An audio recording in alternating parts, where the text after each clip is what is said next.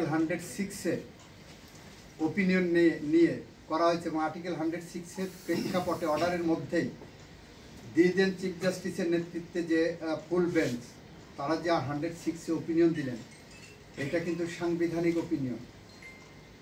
Appeal বিভাগের সাংবিধানিক ওপিনিয়নে বলেছেন, রাষ্ট্রপতি ওনাদের কাছে বলেছেন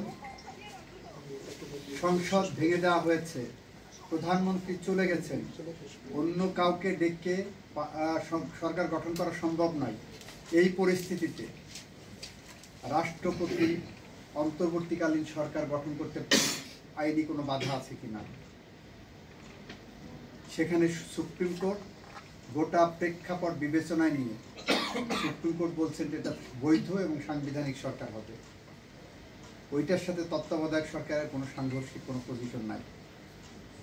এই সরকার যদি তত্ত্বাবধায়ক সরকার ব্যবস্থা চালু করে তাহলে কি অন্তর্বর্তীর অধীনে নির্বাচন হবে না তত্ত্বাবধায়ক? এই সরকার যদি 13 অ্যামেন্ডমেন্টের রায়ের পরে আমরা দেখি অবশ্যই তত্ত্বাবধায়ক সরকার আন্ডারে হবে।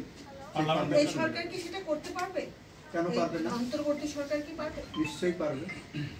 সংসদের কি প্রয়োজন হবে এখানে? না, সেক্ষেত্রে কি স্যার নতুন সরকার ফর্ম করতে হবে নাকি এই সরকারটাকে ওই ফর্মে ফেলা, মানে এটা কি রিপ্লেস হয়ে যাবে তত্ত্বাবধায়ক এই সরকারের রিনেমড হবে। যেমন আমি আপনাকে বলি, আপনার জেলা ও দায়রা জজের নাম শুনেছেন।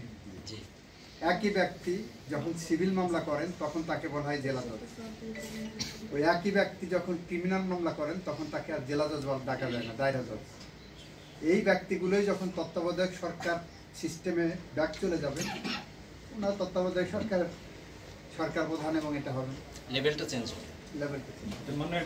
সাংবিধানিক কোনো সাংঘর্ষিক কোনো জায়গা নেই, অ্যাম্বিগুইটির জায়গা নেই। অন্যান্য বার তো মামলার পরে দেখা যায় যে আমরা বলি যে আমরা জিজ্ঞেস করি আপনার খুশি কিনা, পরবর্তীতে কোনো পদক্ষেপ নেবেন কিনা। এখন তো মনে হচ্ছে যে আর পরবর্তী কোনো পদক্ষেপ প্রয়োজন হবে না, হাইকোর্টের ফাইনালাইজ হয়ে যাবে না, আপিল বিভাগ এটা রিট পিটিশনার এবং ইন্টারভেনাররা ঠিক করবে।